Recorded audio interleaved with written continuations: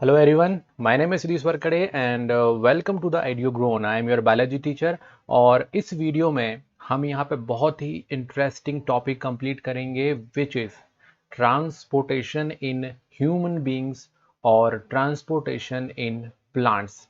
तो बेसिकली ये foundation course का लेक्चर 5 है और हम यहाँ पे कंप्लीट कर रहे हैं लाइफ प्रोसेस।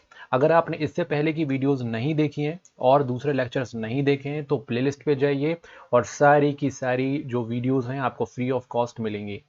इस वीडियो को हम स्टार्ट करने से पहले एक इन्फॉर्मेशन दे देता हूं कि जो पर्टिकुलर नोट्स होते हैं, जब भी हम स्टडी करते हैं तो नोट्स की बहुत ही प्रॉब्लम आती है और हमको कहीं कहीं से अरेंज करने पड़ते हैं, तो आपको वो सब करने की ज़रूरत नहीं है। हमारी एक वेबसाइट है edugrown.in, तो वहाँ पे आप जाइए, डिस्क्रिप्शन में मैं लिंक दे दूंगा और आपको सारे नोट्स मिल जाएंगे। तो चलिए हम इस पर्टिकुलर टॉपिक को बहुत ही ईजी तरीके से स्टडी करते हैं।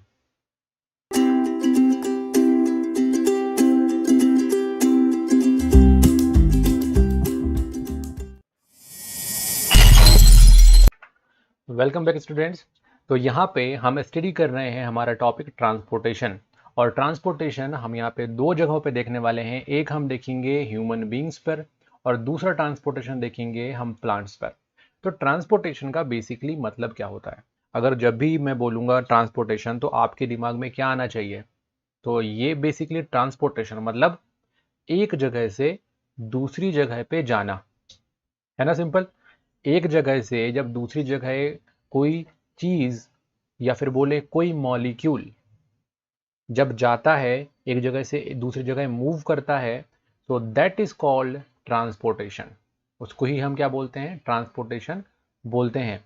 तो ये जो मॉलिक्यूल एक जगह से दूसरी जगह जा रहा है, क्या इसके लिए हमारी बॉडी में या फिर प्लांट की बॉडी में कोई मैकेनिज्म है? क्या कोई ऑर्गन्स हैं या फिर कुछ स्ट्रक्चर्स हैं, और कैसे ये चीज़ होती है? तो हम यहाँ पे जो ट्रांसपोर्टेशन देखेंगे वो हम देखेंगे किस चीज़ का? वो हम देखेंगे हमारे इम्पोर्टेंट कंपोनेंट जिसको हम बोलते हैं ऑक्सीजन का। जो किस में हम देखेंगे? जो देखेंगे हम ह्यूमंस में। सो this is the human body. आपको यहाँ पे क्लियर कट दिख रहा होगा। तो ह्यूमन बॉडी में आप देखोगे कि बहुत सारे कॉम्प्लेक्स स्ट्रक्चर आपको एक डायग्राम में दिख जाएंगे। वही जो दूसरा हम स्टडी करेंगे विच इज प्लांट। तो प्लांट में भी हम देखेंगे कि प्लांट में किस तरीके से ट्रांसपोर्ट होता है, और यहाँ पे जो ट्रांसपोर्ट देखेंगे वो हम देखेंगे फूड और वाटर का। तो नीचे से यहाँ पे आप देखोगे रूट की तरफ से क्या है? वाटर जा रहा है, और ऊपर जो है फूड वगैरह बनेगा तो वो नीचे की तरफ आएगा। तो ये ट्रांसपोर्टेशन हम देखने वाले हैं। तो सिंपली जैसा कि मैंने आपको बताया अभी कि what is transportation? Transportation is the movement, है ना। बहुत ही इजी तरीके से हमको समझ में आ गया। क्या समझ में आया? कि transportation is the movement from one place to another. एक जगह से दूसरी जगह कोई चीज ट्रांसपोर्ट होती है, दैट मीन्स मूव होती है, तो उसको हम बोलते हैं ट्रांसपोर्टेशन। तो इस पर्टिकुलर यूनिट में, और यूनिट के जो specific topic which is transportation, उसमें हम क्या स्टडी करेंगे? सबसे पहले हम देखेंगे ह्यूमन बॉडी में जो ट्रांसपोर्टेशन होता है वो किस तरीके से होता है, कैसे जो है ऑक्सीजन मूव करता है एक जगह से दूसरी जगह, और उस मूवमेंट में आखिरकार हेल्प क्या कर रहा है ना, हेल्प कौन कर रहा है उस मूवमेंट में, वो हम देखेंगे। तो हम यहाँ पे सिंपली पढ़ने वाले हैं blood circulatory system. Blood circulatory system में जो चीज़ें मूव करती हैं, तो ब्लड सर्कुलेशन सिस्टम कैसे काम करता है इसकी पूरी डिटेल हम यहाँ पे देखने वाले हैं। इसके अलावा ब्लड सर्कुलेटरी सिस्टम के अलावा एक और सिस्टम होता है ह्यूमन बींग्स में विच इज लिम्फेटिक सिस्टम। अब ब्लड सर्कुलेटरी सिस्टम में क्या मूव करता है? ब्लड। क्या मूव करता है? ब्लड। क्या ट्रांसपोर्ट होता है? ब्लड ट्रांसपोर्ट होता है। वही लिम्फेटिक सिस्टम में यहाँ पे मूव करता है लिम्फ। Very easy. मूव कौन करता है ब्लड सर्कुलेटरी सिस्टम में? ब्लड। और लिम्फेटिक सिस्टम में कौन मूव करता है? लिम्फ मूव करता है। पढ़ेंगे हम, बिल्कुल घबराओ मत। लिम्फ क्या होता है, कैसे बनता है, वो भी हम यहाँ पे डिस्कस करेंगे। और ब्लड कैसे सर्कुलेट होता है वो भी हम यहाँ पे डिस्कस करेंगे। अब हम बात करते हैं यहाँ पे ट्रांसपोर्टेशन इन प्लांट्स में। प्लांट में हम ट्रांसपोर्टेशन के बारे में क्या स्टडी करने वाले हैं। तो सबसे पहले हम स्टडी करेंगे प्लांट में कि जो फूड है और अदर सब्सटेंस कैसे मूव करते हैं, जैसे कि मिनरल्स है ना, वो कैसे मूव करेंगे। एक पॉइंट हम ये देखने वाले हैं। अब देखो प्लांट में ये देखो ग्रीन ग्रीन यहाँ पे ऊपर है, ग्रीन ग्रीन क्या है, ये लीव्स हैं। तो क्या बनता है ग्रीन लीव्स में, फूड बनता है। क्या बनता है यहाँ पे, फूड बनता है। अब अगर फूड जो बन गया तो कोई पूरे के पूरे ट्री में भी तो उसको पहुंचाना है। अब यहाँ पे फूड बन गया तो अब ये तो फूड नहीं बना रहे होंगे, रूट के पोर्शन स्टेम के पोर्शन तो फूड नहीं बना रहे होंगे, तो इनको भी तो चाहिए ताकि ये खुद भी ग्रो कर सकें। तो ये फूड क्या होगा, यहाँ से मूव करते हुए कहाँ जाएगा, स्टेम साइड जाएगा, फिर रूट साइड जाएगा। सो दिस इज ट्रांसपोर्टेशन। तो ये हम देखेंगे कि फूड जो है वो कैसे प्लांट के अंदर मूव करता है। और दूसरा कंपोनेंट और दूसरा जो चीज़ देखेंगे ट्रांसपोर्ट करने का, वो देखेंगे वाटर। इसका मतलब वाटर का फॉर्मूला क्या होता है, सिंपल H2O। वाटर कैसे ट्रांसपोर्ट करता है। तो इस तरीके से हम यहाँ पे पूरे चैप्टर में ह्यूमन बींग्स का ट्रांसपोर्ट और प्लांट, ह्यूमन बींग्स में कैसे ट्रांसपोर्टेशन होता है और आपका प्लांट्स में कैसे ट्रांसपोर्टेशन होता है, वो हम स्टडी करेंगे। तो आइए बात कर लेते हैं पहले हम ट्रांसपोर्ट की ह्यूमन बींग्स में। तो यहाँ पे आपको दो डायग्राम शो हो रहे हैं। एक ये रहा, इसको हम बोलते हैं क्या, ह्यूमन का जो ब्लड सर्कुलेटरी सिस्टम है उसके सारे के सारे कंपोनेंट्स आपको यहाँ पे क्लियरली विजिबल हो रहे हैं कि हमारी बॉडी के अंदर किस तरीके की एक पाइप जो है पूरी बॉडी में फैली हुई है ना। एक रेड कलर से दिख रहा है और एक ब्लू कलर से दिख रहा है ना, दो पाइपलाइंस दिख रही हैं। तो ये जो पाइपलाइंस हैं इनके अंदर क्या फ्लो करता है, इनके अंदर फ्लो करता है ब्लड। क्या फ्लो करता है, ब्लड। तो क्योंकि दो तरीके की अंदर पाइपलाइन मिलती है ना। पाइपलाइन का मतलब वेसल्स, इसको बोलते हैं ब्लड वेसल्स। ब्लड वेसल्स यानी कि पाइपलाइन, इनके अंदर क्या मूव करता रहता है, इनके अंदर मूव करता रहता है ब्लड। तो ब्लड जो मूव कर रहा है तो उसके बिहाफ पे हम इसको क्या करते हैं, दो पार्ट में डिवाइड करते हैं। तो दो पार्ट में डिवाइडेड, एक को ब्लू कलर से कर दिया और एक को रेड कलर से कर दिया। ओके, दोनों के बारे में हम देखेंगे, ठीक। और इसके अलावा जो दूसरा हम स्टडी करेंगे ये है लिम्फेटिक। यहाँ पे देखो इसमें भी वेसल्स हैं, इसमें भी क्या है, वेसल्स हैं। और इनके अंदर भी क्या करता है, इसके अंदर भी एक फ्लूइड मूव करता है। और वो फ्लूइड कौन सा फ्लूइड है, वो है लिम्फ। क्या है वो, लिम्फ है। चलो घबराओ मत, दोनों का हम देखते हैं यहाँ पे, दोनों की चीज़ें दोनों के बारे में ही हम यहाँ पे देखेंगे। तो यहाँ पे मल्टी सेलुलर ऑर्गेनिज्म का मतलब क्या हुआ, मल्टी सेलुलर ऑर्गेनिज्म हम ही तो हैं। कौन है मल्टी सेलुलर ऑर्गेनिज्म, हम। बहुत सारी सेलों से मिलकर बने हैं, एक सेल से तो है नहीं बने हम। बहुत सारी सेलें हमारी बॉडी जो है उसको कंस्ट्रक्ट किए हुआ है, बहुत सारी सेल्स ने मिलकर हमारी पूरी बॉडी को बनाया हुआ है ना। तो इस तरीके से हम हुए multi cellular organisms like human.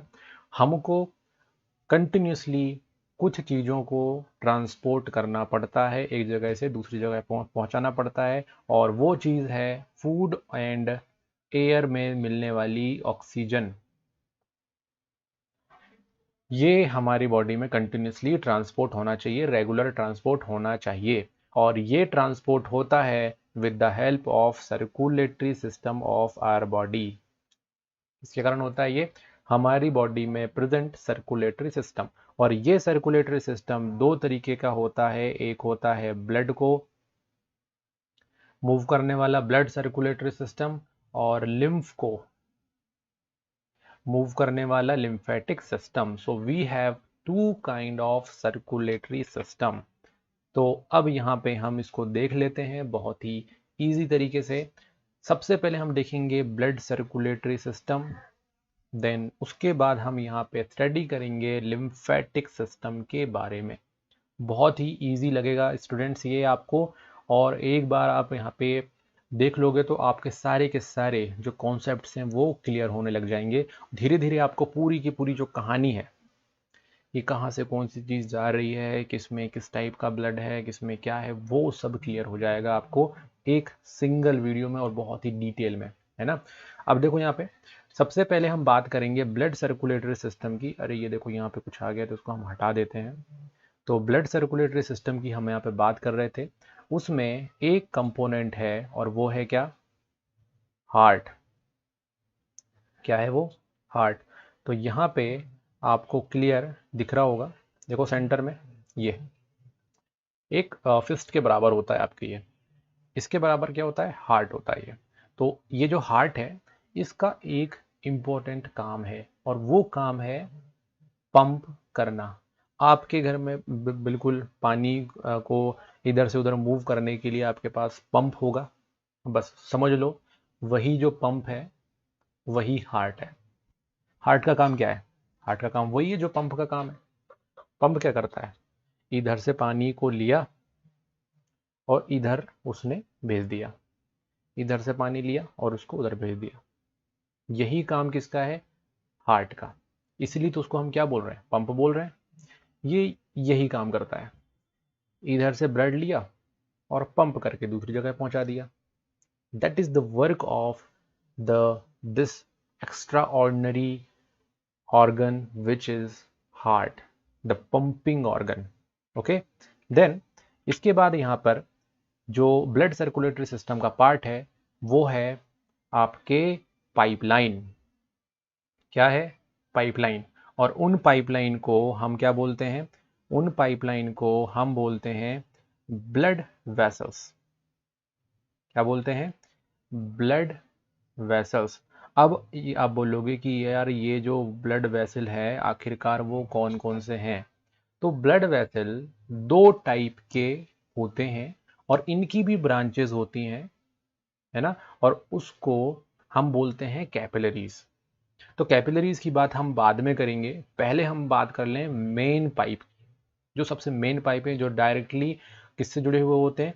जो जुड़े होते हैं हार्ट से और मेन पाइपलाइन सिस्टम बनाते हैं। तो मेन पाइपलाइन का मतलब हुआ ब्लड वेसल्स, और ब्लड वेसल्स दो टाइप के हैं, आर्टरीज एंड वेन्स। अब आर्टरीज कौन से होते हैं और वेन्स कौन से होते हैं? तो यहां पे देखो आप, जो रेड कलर में आपको दिखाई दे रहे हैं, है ना, रेड कलर में ये है हमारे आर्टरीज। तो यहां पे लिख देते हैं हम, क्या है ये? आर्टरीज हैं।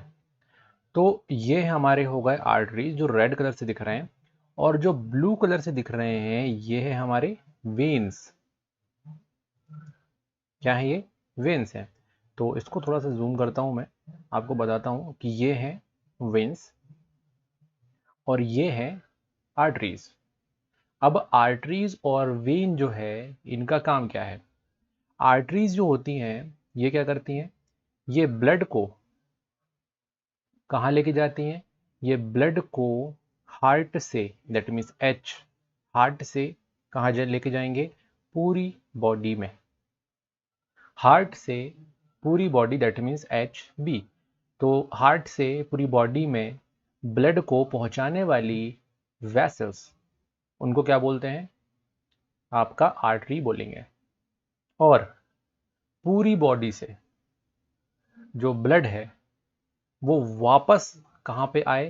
हार्ट पे आए। दैट मीन्स आपका पूरी बॉडी से यानी कि बी कहाँ पे आए? हार्ट में वापस ब्लड आने वाली जो पाइपलाइन है, दैट मीन्स जो वेसल है, उसको हम क्या बोलते हैं? वेन्स बोलते हैं। इजी। क्या वेन्स क्या है और आर्टरीज क्या है? क्लियर हो गया। अब हम यहाँ पे आपको दिखा देते हैं, देखो ये है वेन्स जो क्या करते हैं? पूरी बॉडी से ब्लड जो है यहाँ से ऐसे करते हुए हार्ट में आ जाएगा, और यहाँ से कोई काम होगा तो यहाँ से पूरा ब्लड जो है हार्ट में आ जाएगा। और ये है रेड वाले आर्टरीज, पूरे ब्लड जो है पंप करेगा आपका हार्ट, तो फिर यहाँ से पूरी बॉडी में ब्लड को पहुंचा देगा। अब देखो दो पोर्शन बनाए ताकि आपको बहुत ही क्लियर कट समझ में आए, इसलिए दो पोर्शन में इसको बना के रखा है ना। तो बाकी ये दोनों तरफ इक्वल अमाउंट में रहेगा। तो इस तरीके से क्या होता है, ये जो मेन पाइपलाइन है पूरी बॉडी से ब्लड को इधर से उधर पहुंचाती है ना। और यहाँ पे देखो कुछ ब्रांचेज हैं, और ये ब्रांचेज होती हैं, इसी को हम कैपिलरी बोलते हैं। चलो तो उसके बारे में हम देखेंगे। अब हम बात करते हैं यहाँ पे थर्ड कंपोनेंट का, विच इज ब्लड। अब यहाँ पे पाइपलाइन समझ में आ गया कि भाई आर्टरी और वेन दो टाइप की पाइपलाइन है। अब इसके अंदर क्या मूव करता है? इसके अंदर मूव करता है ब्लड। बट ब्लड जो है वो किनसे मिलकर बनेगा वो मैं आपको बताऊंगा। उससे पहले हम बात कर लेते हैं यहाँ पे लिम्फ सिस्टम की। ओके, तो जैसा कि मैंने अभी बताया आपको कि ब्लड जो होता है वो मूव करता है किसमें? आपके ब्लड वेसल्स के अंदर। तो ब्लड के भी क्या होंगे? टाइप होंगे। तो उसको हम यहाँ पे होल्ड पे रखते हैं और थोड़ा सा लिम्फ के बारे में देख लेते हैं, फिर लिम्फ के बारे में करने के बाद फिर वापस आएंगे। ओके, तो लिम्फ क्या है? लिम्फ मतलब यहाँ पे होगा जो लिम्फेटिक वेसल के अंदर मूव करेगा, उसको हम क्या बोलते हैं? लिम्फ। तो देखो जिस तरीके से यहाँ पे जो पाइपलाइंस हैं बनी हुई हैं, इसमें भी क्या है? आपकी पाइपलाइंस बनी हुई हैं। इसके अंदर मूव करता है कौन? लिम्फ मूव करता है। ओके, तो यहाँ पे मिलते हैं हमको लिम्फ नोड और lymph vessel. Lymph vessel basically क्या है? वही पाइपलाइन जो पूरी की पूरी जगह पे लिखा है। ये जो है ये लिम्फ वेसल है। क्या है ये है लिम्फ वेसल। और इसके आप देखोगे इस डायग्राम को, मैं यहाँ पे बड़ा करता हूँ तो आप देखोगे यहाँ पे छोटे छोटे कुछ बीड्स बने हुए हैं। ये देखो, तो आप देखोगे ये गले के पास, उसके बाद यहाँ पे ये आर्म पिट में, देन उसके बाद ये यहाँ पे इस पोर्शन में, देन उसके बाद यहाँ पे लेग्स वाले पोर्शन में। आप देखोगे यहाँ पे क्या है? छोटे छोटे बीड्स बने हुए हैं। These are lymph node. ये क्या होते हैं? ये लिम्फ नोड होते हैं। और जब किसी की तबीयत खराब होती है, तो जब बैक्टीरियल इन्फेक्शन या किसी माइक्रो ऑर्गेनिज्म का इन्फेक्शन ज़्यादा इंक्रीज हो जाता है, तो ये क्या करती हैं? ये फूल जाती हैं, ये इन्फ्लामेशन आ जाता है इनमें, और वो हमको महसूस होने लग जाती है, उस पेशेंट की बॉडी में वो महसूस होने लग जाती है। ओके, तो ये है लिम्फ नोड्स। ये लिम्फ नोड जो हैं आपकी बॉडी में भी इन पर्टिकुलर लोकेशंस में हैं।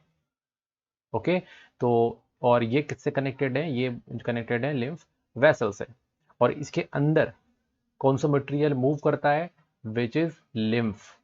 ओके, तो अब हम बात कर लेते हैं ब्लड का। लिम्फ सिस्टम आई थिंक बिल्कुल क्लियर हो गया होगा आपको। अब हम ब्लड के बारे में बात करते हैं। ब्लड जो होता है उसमें कौन कौन से कंपोनेंट्स होते हैं? तो यहाँ पे फर्स्ट कंपोनेंट है ब्लड प्लाज्मा।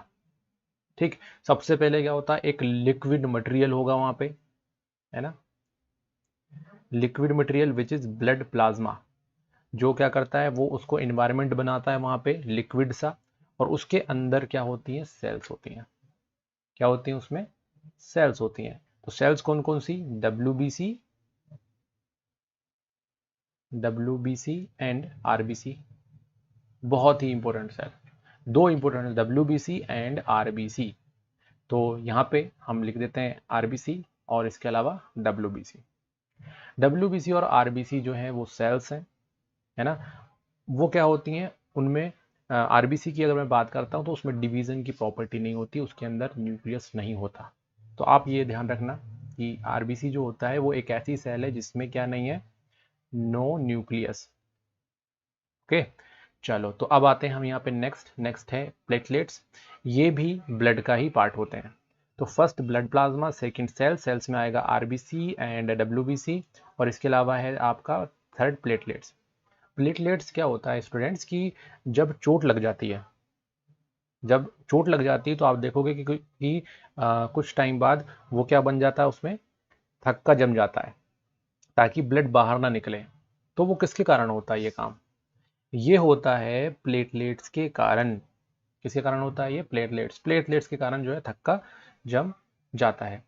चलो तो अब यहाँ पे हमने सारे के सारे कंपोनेंट्स का एक ओवरव्यू देख लिया है। अब अच्छा डिटेल में आप इसको स्टडी करेंगे और आप देखेंगे कि कैसे इजी तरीके से चीज़ें समझ में आती हैं। सबसे पहले हम बात करेंगे यहाँ पे हार्ट की। हार्ट जो होता है स्टूडेंट्स उसमें 4 चेम्बर्स होते हैं। ये देखो यहाँ पे, ये है हार्ट, इसमें कितने चैम्बर्स होते हैं? 4 चैम्बर्स होते हैं। तो मैं एक काम कर देता हूँ, यहाँ पे एक बॉक्स बना देता हूँ हार्ट का। ये हार्ट को रिप्रेजेंट कर रहा हूँ मैं, ठीक है। और हार्ट में कितने चैम्बर्स होते हैं? 4। तो मैंने 4 कंपार्टमेंट यहाँ पे बना दिए। This is compartment number 1, that is compartment number 2, that is compartment number 3 and the last one compartment number 4। So these are also called the chambers. Heart में कितने चेम्बर्स होते हैं? ह्यूमन हार्ट में कितने चेम्बर्स होते हैं? 4 चेम्बर्स होते हैं। और 1 2 3 4 जो मैंने लिख रखा है, ये बेसिकली इसका सीक्वेंस है कि कौन से नंबर पे आपका ब्लड सर्कुलेट होगा। पहले ब्लड आएगा चेम्बर नंबर 1 पे, फिर ब्लड जाएगा चेम्बर नंबर 2 पे, देन 2 के बाद फिर ये हार्ट से ब्लड जो है वो बाहर चला जाएगा। और वो चला जाएगा कहाँ पे? वो चला जाएगा आपके लंग्स पे। चैम्बर नंबर 2 से कहाँ जाएगा ब्लड? वो लंग्स पे जाएगा। और फिर लंग्स से वापस आएगा चैम्बर नंबर 3 पे। फिर चैम्बर नंबर 3 से ब्लड चैम्बर नंबर 4 पे जाएगा। और चैम्बर नंबर 4 पर जाने के बाद जो ब्लड रहेगा फिर वो बाहर चला जाएगा और जाएगा पूरी की पूरी बॉडी में। इसको छोड़ के, लंग्स को छोड़ के बाकी के सारे ऑर्गन में ब्लड ये जाएगा। और फिर उस पर्टिकुलर प्रोसेस के बाद बॉडी से पूरा जो ब्लड रहेगा वो आएगा चैम्बर नंबर 1 पर वापस। तो इस तरीके से है हार्ट। तो आप यहाँ पे देखोगे तो इस तरीके से यहाँ पे काम करता है और कैसे कैसे किस किस लोकेशन पे जा रहा है। तो यहाँ पे हम चैम्बर की स्टडी करेंगे, इस हार्ट को देखेंगे हम कि ये चैम्बर्स क्या होते हैं और कैसे ब्लड जाता है। अब देखो स्टूडेंट्स, यहाँ पे जो लंग्स पे ब्लड गया है वो बहुत ही इंपॉर्टेंट काम के लिए गया है। लंग्स पे ब्लड जो गया है क्या काम है उसका? लंग्स जो होते हैं वो ये रहा इसका पोर्शन, लंग्स का portion, this is the portion of lungs. तो लंग्स पे क्या जाएगा यहाँ पे? ये देखो, ये जो लंग्स है इसमें भी यहाँ पे देखो आपके ब्लड के जो हमारे वेसल्स हैं वो जा रहे हैं। और लंग्स पे बहुत ही इम्पोर्टेंट वर्क होता है और वो वर्क ये है कि लंग्स पे ऑक्सीजन वो क्या होती है? रहती है।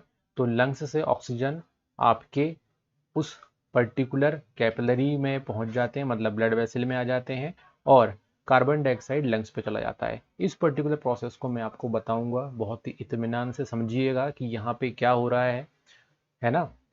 और फिर बॉडी में जो जाता है आपका ब्लड, उसमें क्या होता है वो भी हम यहाँ पे स्टडी करेंगे। तो आपको एक छोटा सा जो डायग्राम है उससे आपको समझ में आया होगा कि हार्ट में 4 चैम्बर्स होते हैं और ब्लड 1 पे जाता है, फिर 2 पे जाता है, फिर लंग्स पे जाता है, फिर 3 पे जाता है, फिर 4 पे जाता है और उसके बाद फिर पूरी बॉडी में जाता है और फिर वापस 1 पे आ जाता है। तो इस तरीके से पूरा का पूरा जो ब्लड सर्कुलेशन चलता रहता है, इसी को अब हम डिटेल में स्टडी करेंगे।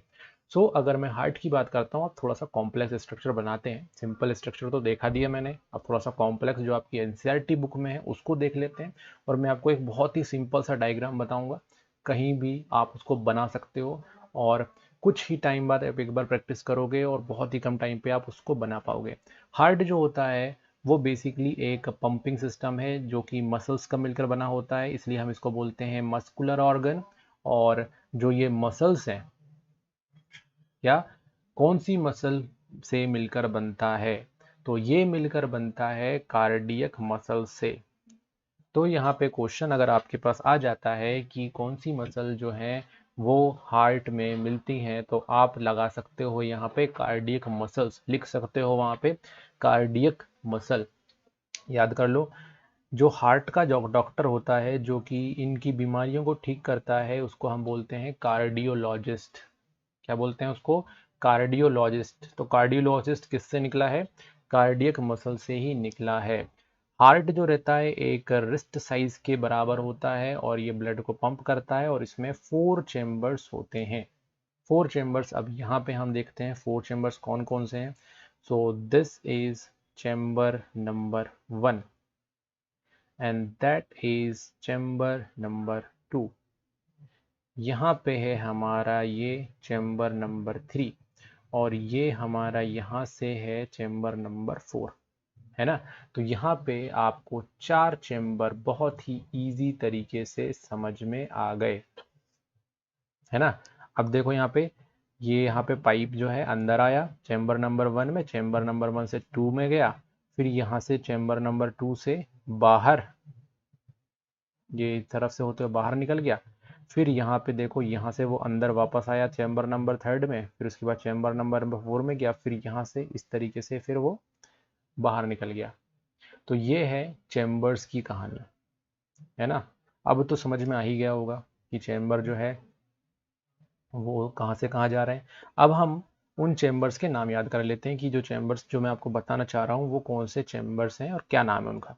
तो बहुत ही सिंपल है, ऊपर के जो 2 चैम्बर्स हैं उन दोनों चैम्बर्स को हम बोलते हैं एट्रियम। क्या बोलते हैं उन दोनों चैम्बर्स को? ऊपर के 2 चैम्बर क्या है? एट्रियम। नीचे के 2 चैम्बर को बोलते हैं हम वेंट्रिकल। सिंपल, नीचे के 2 चैम्बर जो हैं वो दोनों हैं वेंट्रिकल, ऊपर के 2 चैम्बर हैं एट्रियम, बस। तो एक जो है लेफ्ट साइड है तो लेफ्ट एट्रियम है, और एक राइट साइड है तो राइट एट्रियम। ये वेंट्रिकल का पोर्शन लेफ्ट है तो लेफ्ट वेंट्रिकल, राइट है तो राइट वेंट्रिकल। राइट एट्रियम और राइट वेंट्रिकल, लेफ्ट एट्रियम और लेफ्ट वेंट्रिकल, इनके बीच में एक यहाँ पे स्ट्रक्चर होता है जो इन दोनों को अलग करता है, इसको हम बोलते हैं सेप्टम। सेप्टम मतलब क्या? जो डिवाइडिंग वॉल, जो क्या कर दे? डिवाइड कर दे। इस वाले पोर्शन को, यानी मैं राइट के पोर्शन को लेफ्ट वाले पोर्शन से अलग करने का काम जो कर रहा है उसको हम बोलते हैं सेप्टम, है ना। सिंपल, डिवाइडिंग वॉल, तो डिवाइडिंग वॉल तो बीच में डिवाइडिंग वॉल आ गई, सेप्टम बोल दिया उसको, सिंपल। अब बात कर लेते हैं कि भाई जो ब्लड आता है वो कहाँ से आता है। तो चैम्बर नंबर 1 में ब्लड कहाँ से आएगा? चैम्बर नंबर 1 में ब्लड आने के लिए भाई पाइपलाइन से आएगा, वेसल से आएगा। तो कौन सी वेसल से आएगा? वेन से। किससे आएगा? वेन से आएगा, क्योंकि पूरी बॉडी का ब्लड जो है वो कहाँ पे आ रहा है? आपके हार्ट में आ रहा है, चैम्बर नंबर 1 में आ रहा है, दैट मीन्स राइट एट्रियम में आ रहा है। तो राइट एट्रियम में आ रहा है तो भाई एक हमको बताना पड़ेगा ना, तो ये पाइप बना दी यहाँ पे आने के लिए। तो ऊपर तरफ की पाइप जो है इसको बोल दिया हमने अपर बॉडी का वेना केवा। अपर बॉडी से आ रहा ना, ये अपर बॉडी से आ रहा तो अपर बॉडी का वेना केवा। तो वेन से क्या निकल गया? वेन। तो वेन से ही तो निकला ये, वेन को बोल दिया वेना। तो vena cava from upper body, then vena cava from lower body. अब अपर बॉडी और लोअर बॉडी का मतलब क्या? कि हार्ट हमारा है यहाँ पे, और हार्ट के ऊपर का पोर्शन मतलब ब्रेन। तो ब्रेन और हार्ट, तो ब्रेन का ब्लड जो है अगर हार्ट में आना है तो उसका जो आपका पाइपलाइन है वो कौन सी पाइपलाइन है? अपर वेना केवा। और अगर मैं बात करता हूँ हार्ट से नीचे का पोर्शन मतलब एब्डोमेन पोर्शन, तो वहाँ से ब्लड आना है आपके ऊपर की तरफ हार्ट में, तो vena cava from lower body, है ना। तो ये हो गए हमारे 2 पाइप बना दिए। चलो भाई यहाँ का पूरा याद हो गया, इधर का भी याद हो गया। अब आ जाओ इधर। अब यहाँ पे हम एक और चीज़ देख लेते हैं, 2 नंबर जो चैम्बर है दैट मीन्स राइट वेंट्रिकल, वहाँ से आपका ब्लड जो है कहाँ जा रहा है? हार्ट, सॉरी, लंग्स में जा रहा है, ये मैंने बताया था आपको। तो लंग्स में जा रहा है, तो लंग्स को हम बोलते हैं पल्मोनरी। क्या बोलते हैं उसको हम? पल्मोनरी। तो पल्मोनरी है वो, लंग्स का नाम क्या है? पल्मोनरी। क्या नाम है इसका? पल्मोनरी, याद रखना आप इसको। तो पल्मोनरी से ही हम इसका नॉमेनक्लेचर कर देंगे, क्या कर देंगे? नाम रख देंगे इसका पल्मोनरी आर्टरी बोल देंगे इसको। क्यों बोलेंगे पल्मोनरी आर्टरी? पल्मोनरी आर्टरी इसको हम इसलिए बोलेंगे क्योंकि हार्ट से ब्लड कहाँ जा रहा है? लंग्स में जा रहा है, मतलब बॉडी के किसी पार्ट में जा रहा है। तो इस तरीके से इसको अगर हम देखें तो हम बोल सकते हैं कि ब्लड यहाँ पे कहाँ जा रहा है? हार्ट से आपकी बॉडी में जा रहा है, मतलब आपका लंग्स में जा रहा है। तो हार्ट से बॉडी की तरफ जाने वाले, बॉडी के किसी पार्ट में जाने वाले आपके जो वेसल होते हैं उसको हम आर्टरी बोलते हैं, इसीलिए इसको हमने बोला पल्मोनरी आर्टरी। ठीक, तो यहाँ पे हमने बना दिया उसके लिए जगह। अब आते हैं हम यहाँ पे चैम्बर नंबर 3 में। अब ये यहाँ पे कहाँ गया, लंग्स में गया। ठीक है, ये लंग्स में गया, फिर लंग्स से पूरा हुआ, फिर वापस आया। तो लंग्स से वापस आने वाली जो पाइपलाइन है वो भी पल्मोनरी यानी कि लंग्स से ही आ रही है, तो पल्मोनरी ऐड कर दिया। बट अगर हम देखेंगे तो लंग्स एक बॉडी का पार्ट है और वहां से कहाँ पे आ रही है आपकी, वापस हार्ट में आ रहा है, मतलब B2H। तो इस केस में क्या बोलेंगे हम, वेन्स, तो इसको बोलेंगे हम पल्मोनरी वेन्स। है ना इजी कॉन्सेप्ट जो हमने स्टार्टिंग में स्टडी किया था। यही फायदा होता है स्टार्टिंग से वीडियो देखने का। ओके, तो ये देखो आपको समझ में आ गया कि क्या होता है यहाँ पे पल्मोनरी वेन और क्या होता है पल्मोनरी आर्टरी। अब यहाँ से फिर वापस आपका लेफ्ट एट्रियम में एंटर आ गया, हो गया ब्लड, फिर वो चैम्बर नंबर 4 मतलब लेफ्ट वेंट्रिकल में जाएगा, और फिर लेफ्ट वेंट्रिकल से फिर ये देखो एरो बना हुआ, यहाँ से ये चला जाएगा बाहर, और यहाँ पे जा रहा है कहाँ पे, ये जा रहा है आपकी पूरी बॉडी में। और जो बॉडी में ले जाने वाला जो पाइपलाइन होता है उसको हम बोलते हैं एओर्टा। क्या बोलते हैं उसको हम, एओर्टा बोलते हैं। तो ये हो गया हमारे हार्ट का स्ट्रक्चर। अब मैं आपको थोड़ा सा डिटेल में आपको बता देता हूँ कि हो क्या रहा है यहाँ पे। यहाँ पे एक और स्पेसिफिक चीज़ है जिसको हम बोलते हैं blood with oxygen and blood without oxygen. तो ब्लड विथ ऑक्सीजन इसको हम बोलते हैं ऑक्सीजनेटेड, ब्लड प्लस ऑक्सीजन क्या बोलते हैं ऑक्सीजनेटेड, और ब्लड विदाउट ऑक्सीजन इसको हम बोलते हैं डीऑक्सीजनेटेड। तो ऑक्सीजनेटेड और डीऑक्सीजनेटेड ये कौन सी बला है। तो देखो यहाँ पे होता क्या है कि लंग्स जो है यहाँ से, है ना, लंग्स में यहाँ से आपके माउथ से होते हुए क्या आएगा, वो सॉरी आपके नॉस्ट्रल से होते हुए क्या आएगा, ऑक्सीजन जो रहेगा वो आ जाएगा आपके लंग्स में, और फिर लंग्स से ऑक्सीजन जो है वो कहाँ जाएगा, हार्ट में जाएगा, है ना, और हार्ट से फिर वो जो ऑक्सीजन है वो पूरी बॉडी में जाएगा। ठीक, फिर पूरी बॉडी जब है कोई काम करेगी तो क्या जनरेट होगा, कार्बन डाइऑक्साइड। तो ये कार्बन डाइऑक्साइड जो है वो वापस से आपके किस में जाएगी, आपके ब्लड में जाएगी, और ब्लड से फिर वापस कहाँ पे आएगी, हार्ट में आएगी, और फिर हार्ट से वो वापस लंग्स में जाएगी, और लंग्स में जाने के बाद फिर वहाँ से वो बाहर आ जाएगी। तो ये आपका एक प्रोसेस है, ये क्या है, ये एक प्रोसेस। तो ये क्या होता है, लंग्स में स्पेसिफिक टाइप का वर्क यहाँ पे हमको देखने को मिलता है। तो यहाँ पे देखो, यहाँ पे मैं बना रहा हूँ लंग्स। ठीक है, तो हुआ क्या कि जो ऑक्सीजन है वो कहाँ पे आ गई, लंग्स में आ गई। लंग्स से यहाँ पे क्या है आपका ब्लड वेसल है, ऑक्सीजन जो है कहाँ चली गई, ब्लड वेसल में चली गई, और फिर ब्लड वेसल में जाने के बाद से फिर वापस जो है यहाँ से आ गई हार्ट पे। ठीक, तो हार्ट में जो है यहाँ पे वापस आ गई। तो ऑक्सीजन ऐड हो गया है ब्लड वेसल में। तो ब्लड वेसल में जब ऑक्सीजन ऐड हो जाता है तो इसको हम बोलते हैं ऑक्सीजनेटेड। क्या बोलते हैं इसको हम, ऑक्सीजनेटेड। तो हार्ट में वापस आ गया, फिर हार्ट से फिर क्या होगा, पूरी बॉडी में वापस जाएगा। तो अब सपोज करो कि यहाँ पे ये जो है, यहाँ पे बनाता हूं मैं, ये है बॉडी, मतलब बॉडी का दूसरा पार्ट। अब वहाँ पे ऑक्सीजन यूज होगी और क्या फॉर्म होगी, कार्बन डाइऑक्साइड। अब ये बॉडी का एक सेल है ना, तो ये जो कार्बन डाइऑक्साइड है वापस से ब्लड वेसल में चले जाएगी, और फिर वापस कहाँ जाएगी, आपके हार्ट में वापस जाएगी। तो जब कार्बन डाइऑक्साइड यहाँ पे ज़्यादा ऐड हो जाएगा और ऑक्सीजन यूज हो जाएगा तो इस ब्लड में ऑक्सीजन का अमाउंट कम हो जाएगा, तो इसको बोलेंगे हम डीऑक्सीजनेटेड।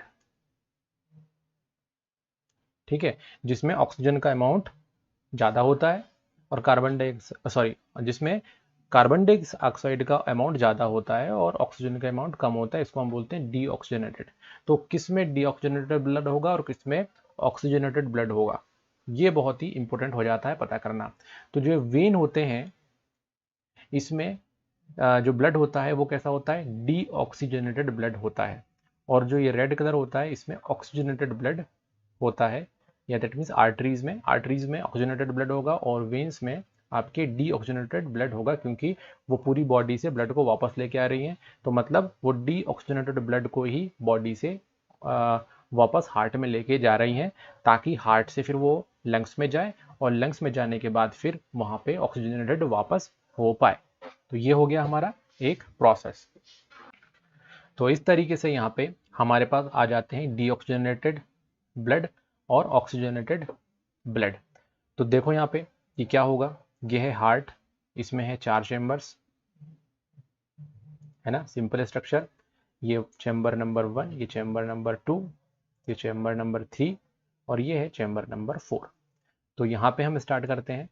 जो डीऑक्सीजनेटेड ब्लड है वो वेना केवा से हार्ट में जाएगा, राइट एट्रियम में पहुंचेगा, राइट एट्रियम से वो डीऑक्सीजनेटेड ब्लड आपका राइट वेंट्रिकल में पहुंचेगा। राइट वेंट्रिकल और आपका राइट एट्रियम के बीच में एक वॉल्व होता है जिसको हम ट्राइकस्पिड वॉल्व बोलते हैं। ओके, तो ये आप याद रखना क्या बोलते हैं, ट्राइकस्पिड वॉल्व। तो इस बात को ध्यान रखना, ये वॉल्व होता है, ठीक है। और ये वॉल्व इस बात से हेल्प करता है कि यहाँ से ब्लड जो है आपका कहाँ चला जाए, राइट वेंट्रिकल में चला जाए। देन राइट वेंट्रिकल से जो ब्लड रहता है डीऑक्सीजनेटेड ब्लड, वो कहाँ जाता है, लंग्स में जाता है। और लंग्स में फिर क्या होता है, ऑक्सीजन ऐड हो जाती है लंग्स में। लंग्स में ऐड होने के बाद फिर वो यहाँ से देखो, ये ऑक्सीजनेटेड ब्लड यहाँ से अंदर वापस आ गई पल्मोनरी वेन से, और पल्मोनरी वेन से आ गई वो लेफ्ट एट्रियम में। लेफ्ट एट्रियम से वो जाती है लेफ्ट वेंट्रिकल में। अब लेफ्ट एट्रियम और लेफ्ट वेंट्रिकल के बीच में भी एक वॉल्व होता है जिसको हम बोलते हैं बाइकस्पिड वॉल्व। तो यहाँ पे 2 टाइप के वॉल्व जो है हमको याद होने चाहिए। एक है ट्राइकस्पिड वॉल्व जो कि राइट एट्रियम और राइट वेंट्रिकल के बीच में मिलता है, और एक होता है बाइकस्पिड वॉल्व जो कि लेफ्ट एट्रियम और लेफ्ट वेंट्रिकल के बीच में मिलता है। देन जो ब्लड होती है वो वापस फिर यहाँ पे कहाँ जाएगी, ऑक्सीजनेटेड ब्लड पूरी बॉडी में जाएगी with the help of aorta. So this is the whole process. तो हमने यहाँ पे 3 बार अब इसको स्टडी कर चुके हैं, तो पूरा ये आपको समझ में आ गया होगा। और यहाँ पे सेप्टम होता है जिसके बारे में हम ऑलरेडी डिस्कस कर चुके हैं। ये आपके राइट और लेफ्ट के पोर्शन को बीच में अलग करने वाला जो वॉल है विच इज कॉल्ड सेप्टम। अब इतने टॉपिक और इतने कॉन्सेप्ट्स क्रिएट करने के बाद यहाँ पे 2 इंपॉर्टेंट टर्मोलॉजीज यूज होती हैं। एक होता है सिस्टोल और एक होता है डाइसिस्टोल।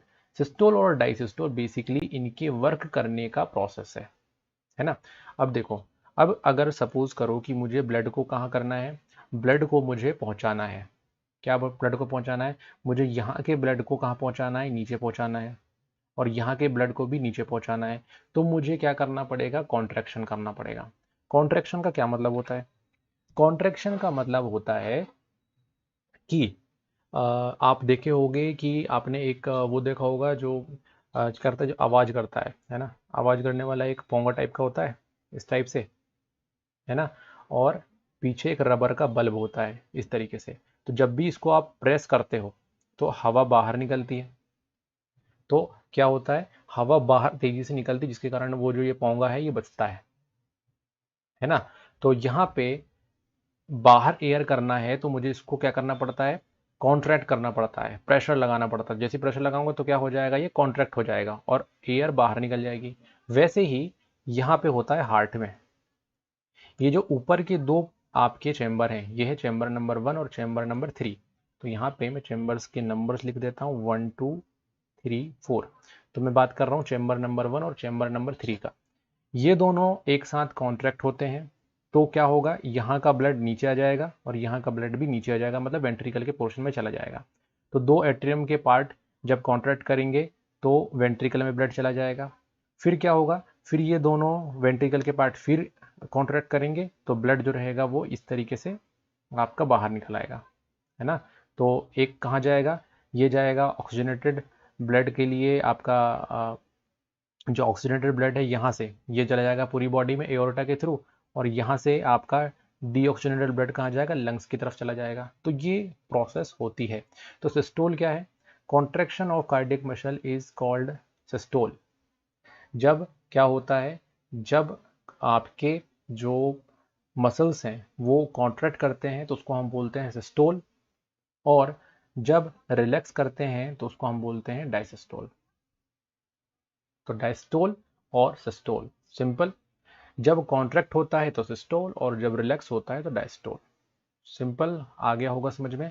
तो मतलब जैसे ही मैंने इसको कॉन्ट्रैक्ट किया तो क्या है ये, सिस्टोल, सिस्टोल। इसको यहाँ से सिस्टोल लिखते हैं यहाँ पे। और दूसरा है आपका डायसिस्टोल। दोनों ही चीज़ें क्लियर हो गई हैं।